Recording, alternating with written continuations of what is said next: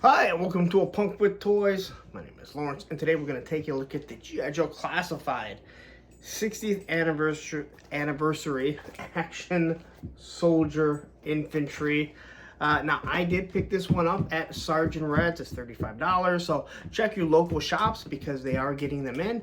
Maybe you're one of the lucky ones that was able to get it from BBTS or Entertainment Earth, where the first couple hours they accidentally put it at either $25 or $26, depending on where you ordered it from. I do have one of each of these on order, but they're in Stowe, Ohio. And again, I ask you, just take a second and look at the logistics. BBTS is in Wisconsin. It goes down to Illinois. I'm in Detroit. Somehow it ends over at Stowe, Ohio. Just take a look at a map and go, that doesn't make sense. But anyway, let's look at this because you guys don't really care about the map that I just drew. So anyway, here's everything that it gets. And this is a great army builder. It's a little expensive for $35, but you're going to get a lot of weaponry. So you can fill it in. You know, you can do stuff with the modules, the machine gun. It does have a tripod. So you can do all kinds of stuff with it. So here you go. No name. It does have two different colors of a person. Black and white. I'm not afraid to say it. But anyway. You can see the artwork. It looks nice. Here's the artwork on the side, and then here is the QR code that will lead you to hell. But again, it is not numbered, so if you're just one of those people that needs to have the number, you don't need to have this, unless you really like the figure and everything that it comes with. So here we go. You can see the machine gun there. He's carrying a machine gun. It's got a nice little tent. Hey, Hasbro, give us this. We'd be more than happy to purchase it. It almost looks like this guy's lost all his buddies. He's leaving his machine gun. He's grabbed another machine gun. He got a pistol. But anyway, you guys don't care about that. Let's take a look at this figure because I'm definitely interested to get this thing opened and have some fun messing around with them. So anyway, before we do, if you like this content, if you like the G.I. Joe stuff, and there's a lot of G.I. Joe stuff that's about to come, take a second, hit that subscribe button, hit that like button, hit that bell notification so you're notified every time I drop a G.I. Joe video. Now let's take a look at it. Alright, so I got the figure out, and the first thing you're going to notice is there's a lot of reuse, but that is not a bad thing always. Understand, almost every brand uses reuse. That is how you increase the revenue in your company, by using molds again. That is how brands, Star Wars, G.I. Joe, Marvel Legends, they increase the revenue for their brands to increase their budget, different things like that. So first thing we have is the backpack. This is Outback's backpack. It has two pegs that was meant to carry the weapon. So we'll see if the weapons actually fit on there and stay on it. It's a nicely designed backpack. It is pretty heavy. It's not heavy, but it's just awkward. It can tend to topple them over. No paint apps on it, so that kind of takes away, but you got to take the good with the bad. You can get a paint pen and go across it if you want, but you look at the detail, nice little buckles. You got all these different pouches, and again, the pegs. I'm not a big fan of the peg system, to be honest, but that's just me.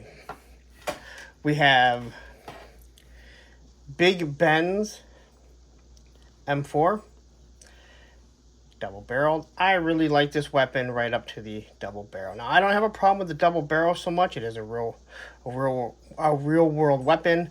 To me, this is something that should have been used for an actual character, that it's something that he uses. You know, I think it probably would have went really good with Wolf Spider, as they say, hey, he prefers to use this. So we do have a removable magazine, which pops in right there, and I like it because the magazine's not too small. There are some other brands that are doing removable magazines, and they're just way too small, and you really start to notice it. It does have the handle on the front, and hopefully this one is better than my Big Ben's. My Big Ben, the attachment here, the little C part, doesn't connect. So, I like this weapon all the way up to, you see, it's a double barrel, and I really wish they wouldn't have done that, but I think this one looks better than Big Ben's because of the color. Big Ben's is just a very boring gray. So, the detail on it looks pretty nice. Let's see. It's pretty straight. That's a plus. It does obviously have some bend to it, and I'm fine if this is what the bend is, but it's going to stay straight. But there's your double barrel. Both have ports for blast effects, it looks like, but it's going to be a real tight fit. Second, we get Big Ben's machine gun, and that has a slight warpage to it. Now again, it's actually pretty stiff, so I think if you heat it up and cool it down, really the stock is what's going to be the issue. But I think that's something we can straighten out fairly easily. Again, I still don't like how bad it is, but I can deal with that if that's what we need to do. Get the handle up here. Again, this looks better than Big Ben's just because it's just not a bland gray. Here is the magazine pouch, or the bullet box, and they did paint the bullets, so it does look nice. And this thing just clips right up onto it, so I mean, it does look nice, and I think we're gonna have to straighten it out. Not that big of a deal, but it is disappointing that we have to do that. Here we have Grunt's helmet repainted, and I do like the fact that they put some paint apps on it, so you get this like more of a desert look, I would assume. But then you get the brown that's painted across it, and it looks pretty good. I don't see any run over anywhere. The straps are brown, so all looks nice all in all. Now, you can tell this is where the nocks are supposed to go, but that is not meant to hold the ones that come with Airborne. His is a little bit deeper. So, if you wanted to connect it, you couldn't do it without using some sort of sticky tack. So they are different helmets, but this is Grunt's helmet. As I went down and actually confirmed it. So that Grunt does not have it. Alright. We get a pistol that's been reused. Not that bad. Again, going with the same colors all the way across. Pretty straight, so that works out. Has the extended magazine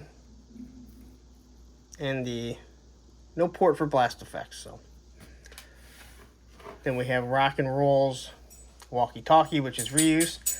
Doesn't really bother me because walkie-talkies are pretty much be the same across the board, right? Then we get to different head sculpts. So here is your blackhead, and he also is going to come with fingerless gloves, so they had to give him extra hands. They're just trigger hands, not that big of a deal, but this way you can make two figures pretty easily, and really good if you were able to get it at a cheaper price. But either way, you're going to have a lot of weapons, because unfortunately a lot of these figures didn't come with proper weapons or good weapons. And here we have his dog tags, which came with the sailor also.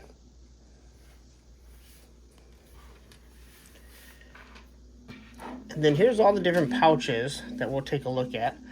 So these pouches are going to connect onto his person. Lenny talked about it. He said he likes the fact that you could make a modular.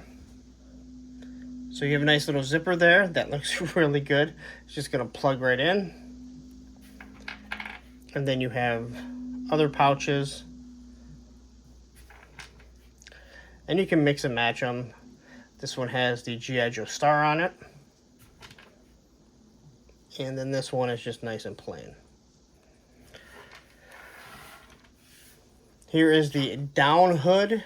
So if you don't want to have them with the up hood, but you still want to have the poncho on, that's why it's just in the down position. And then we'll get to the weapon that everyone wants to talk about. And that is the... Oh, sorry, hold on. Then he has this small pouch. Alright, so we'll take a look at this. Here is the Modus, the machine gun, Roadblock's gun. So here's the tripod that comes with it. It is absolutely huge, just how long it has to be. It doesn't sit up really high, maybe an inch. And this will go on the back of Rock and Roll when you get the Tiger Force 1. And then here is the machine gun. And right away you can tell it definitely has some curvature to it. So gonna have to heat this up if you want it to be straight. You can try and bend it back the way I just did. Alright, so we're looking at it here. And it does look pretty nice. You can tell. So the barrel here actually plugs into it. My guess is that would be so they could make this stiffer than something else, or vice versa. Basically, so it would plug in and hopefully not droop. And hopefully that's correct. Hopefully the strength of it goes through, plugs into here, and we don't have to worry about it. But we have a handoff. He's going to hold it here. Here's where he's going to cock it. And the detail on it looks really nice. Okay. Then you can see where you have the ventilation for when it's firing. A plug for it right here. And this bad boy is just going to plug right in there. And then you can use it in some sort of position, whether you're all the way down on the ground, whether you prop it up on something and they're firing behind it. But you might have to straighten out the barrel. Again, it's not that bad, but it's still not great. So, if you want to have Rock and Roll or anyone else carry it, you can't really have the butterfly grip, right? So this is just going to pull out, and then we're going to plug this in. Now, I do believe in reality, this is supposed to be the other way, where it actually is up on an angle. You can't do that. If you plugged it in this way, it wouldn't work. But I think in reality, they're supposed to be this way, up and on an angle. I could be wrong, but I believe that's how it's supposed to be. But this is how Rock and Roll, or Roadblocks was. And then if you look at the bottom, you can see a plug here. I believe this is one of the guns that goes on to the Vamp, which we will find out real shortly, because at the end of tonight's Monday Night Toy Ramblings, well, we'll probably end up finding out, probably getting charged, and then it should ship out probably sometime this week. So, all right. Now let's take a look at the figure, what we get with it. So he comes already assembled here. He has the poncho on, and then he has the hood that's supposed to be the hood up. And I don't think it looks bad. I think they actually did a pretty good job, to be 100% honest. I've talked about it before with Mythic Legions. They do such a fine job of making their hoods, which is usually plastic, blend into their actual soft goods. Now, I wouldn't say this is as good, but this is way more flimsy, as you can see. But they left the cut open. I don't think this is how a real poncho would be. At least not the ones that I had at Disney World. But either way, it's not bad. It's got the camouflage. It does have the pouch, and Lenny talked about, so if you wanted to put your walkie-talkie in there and just kind of have something hanging out for photo, like a photo shoot or something, there you could do it. Maybe put some grenades in there. It doesn't look bad. I like it. So we'll pop this off here. Now to get it off, you got to pop his head off. But also, I believe, oh, I guess we don't. So if you want the poncho down, you're just going to go like this. There's your poncho down. So he pulls the hood off. He's walking around with the poncho. Again, these are action figures. You can only do so much with them. But to get the poncho off, we got to pop the head off, which you might be doing a good amount, just because you might want to change the color of the figure. Maybe throw a different head on there.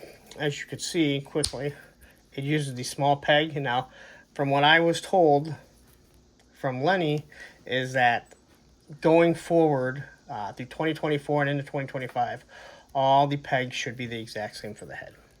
All right.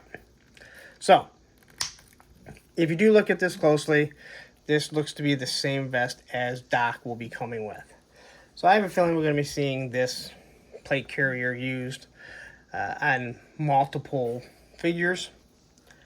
So looking at the head here, looks pretty nice. The eyes, no issues. And again, we can compare the two. It's harder to see with this one over here, just because everything is so dark. I think this shows a little bit better of how the paint is. I love the fact that you have this painted on here. You have a little bit of paint right there. I also love the fact that Roman feels the need to let you know, hey, I am in the room, guys. Don't worry. I am here to protect him. So, now, here are the different plugs. Now, obviously, this is going to be for the backpack. This is going to be for a lower pouch. You have the plug here that's going to be for his walkie-talkie. Then you have the different ports here. Now, I did watch Bobby B's review, and he did mention something how it would be nice if we had some sort of something thinner than this to cover it up. Because this here, unfortunately, makes it hard for them to put their hands down all the way. So I can't see myself really using that too much. I can definitely see myself using the two front ones to make something different.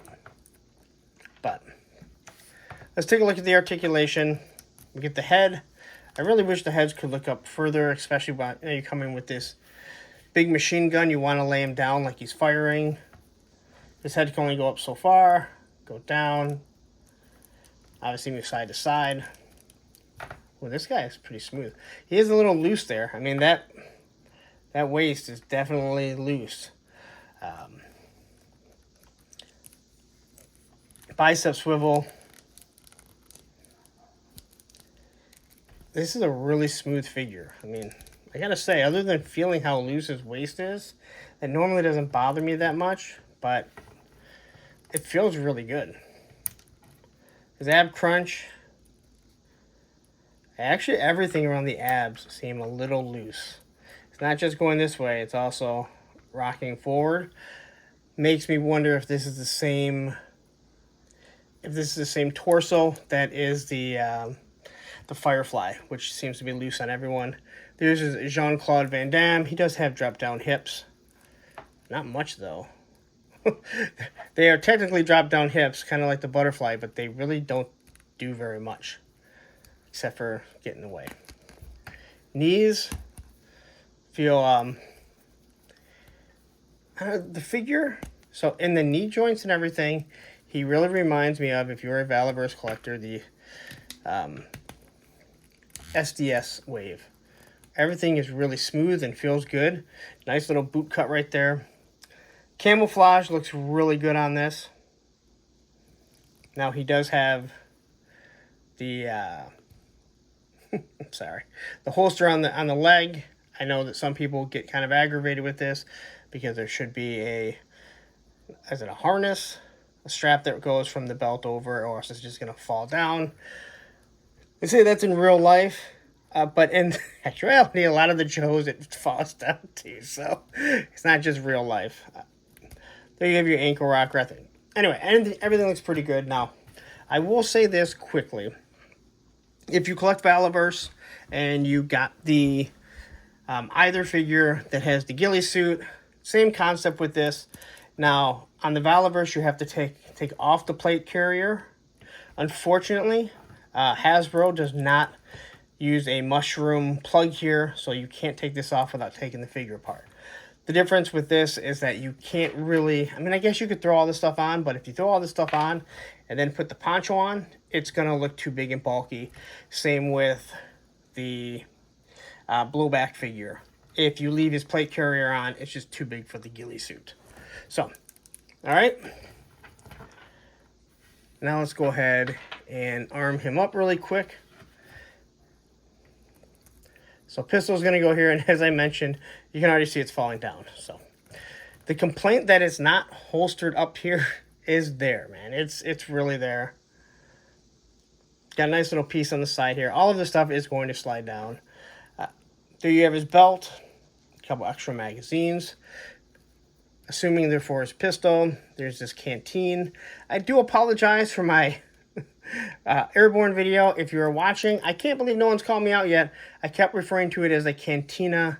I know it's not called cantina, it's a canteen. I get it in my head, I start calling it Cantina. There you have his walkie-talkie. Now the question is, does his backpack actually fit with the walkie-talkie? And it does. Now I don't think you're going to get anything behind it though. I don't think you're going to get something plugged in here. But if you don't want to wear that, you could throw this on the back here. I mean, technically you can, but it's going to look stupid and out of place. So we're just going to leave this off. We're going to throw this up here. I know I'm talking a lot, guys. I do apologize. But I got to say here, the camouflage looks really good. He does have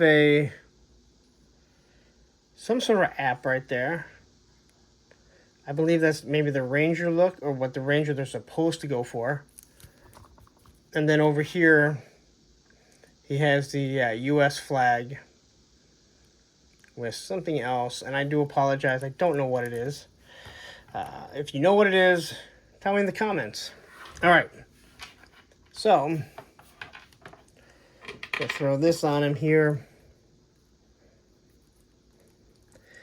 Now, I think I can get away with not having them plugged in the front, or in the sides, but in the front I have to have something, which it's kind of aggravating. Again, it would be nice to have a plug there. It does make them look pretty bulky, but again, if you wanted to have a smaller pouch, which I don't know why you want to have a small pouch on the front. I guess maybe if you had this, maybe put a smaller pouch here, and one of these. Okay, we'll just grab another one. The G.I. Joe one right there. So I think that kind of looks a little bit better, to be honest.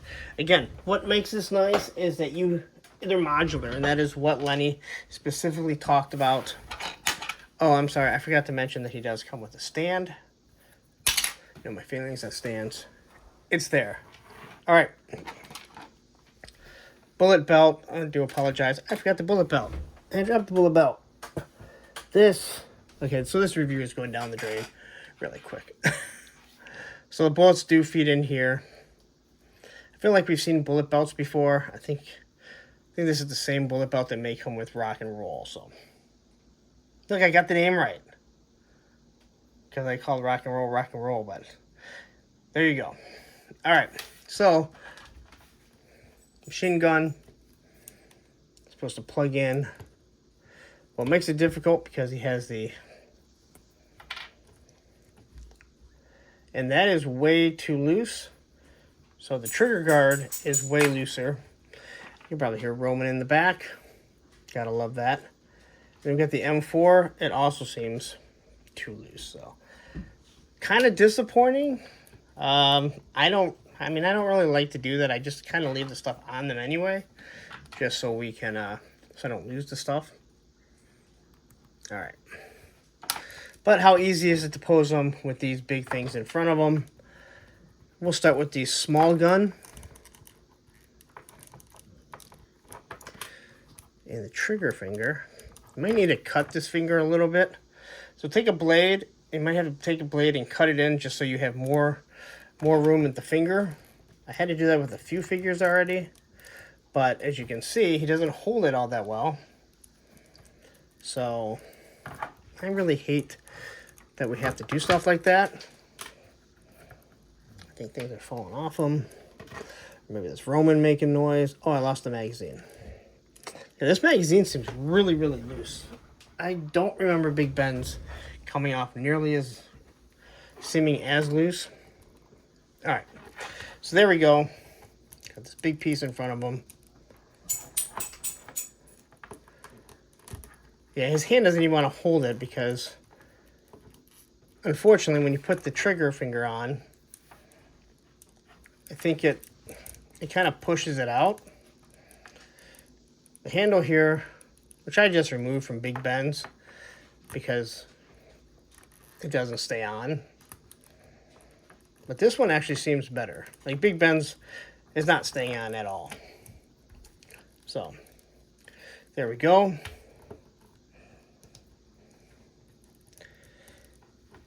I guess you can maneuver it. It's going to take a little bit of patience trying to get them in the right position there.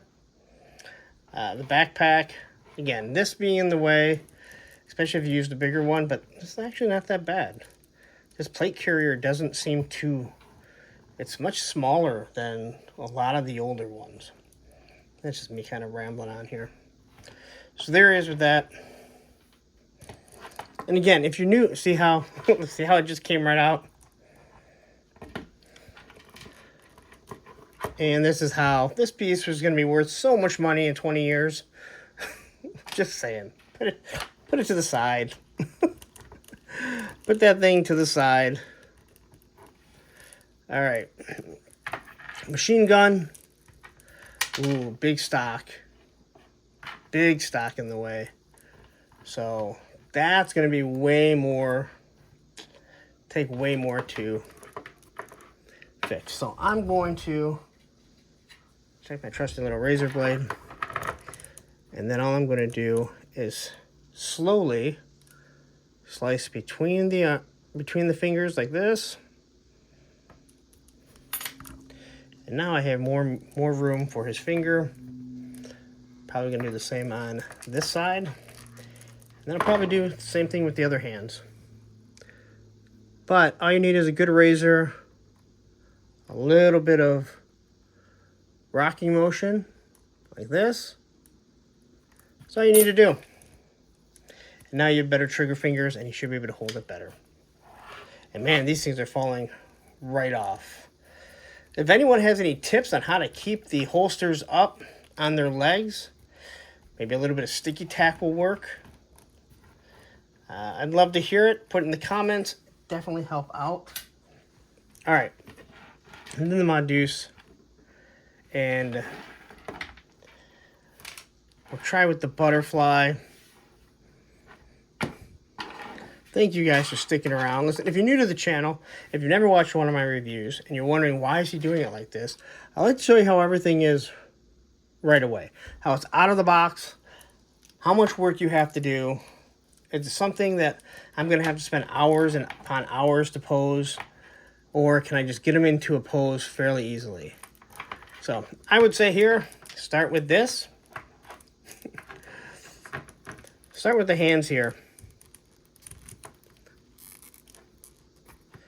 All right, let's get the hands like this.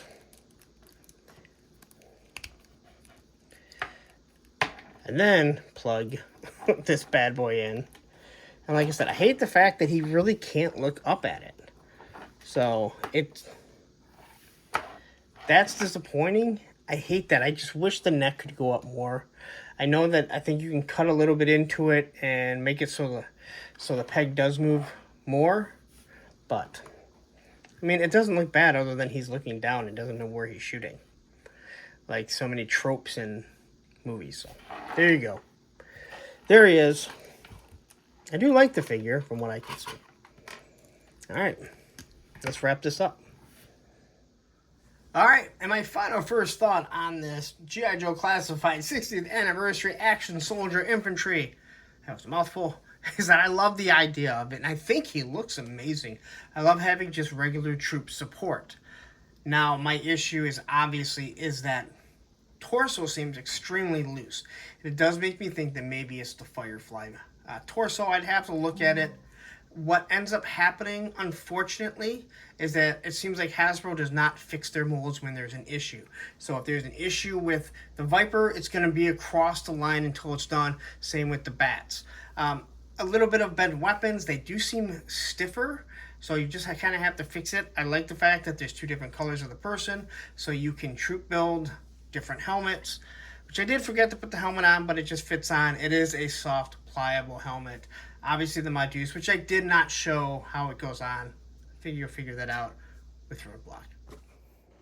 Alright, so that's my review of the Action Soldier, G.I. Joe Classified Action Soldier Infantry, blah, blah, blah, blah. There's so many. It's 60th anniversary. We know there's two more coming out. There's a Marine and an Airman coming out. Again, I love the idea. I think it looks really nice. G.I. Joe does need support troops. They always have. I love the fact that we got a sailor, right? Where's my sailor? Right over there. I got a sailor right there next to torpedo, right? They're going to need it. Now, This here, I have a problem with. Whether this is on the Firefly Buck or on its own, it is too loose. I think other than that, the figure feels really good. Has good articulation. I think the guns look better this time around than with Big Ben. It feels like that whole wave, they just went very drab with everything. And it's just that gray just wasn't really nice. But I love the fact that it's modular. I love the fact that we can put ponchos on them, do all different types of things. And I'm sure you can use it with different figures too.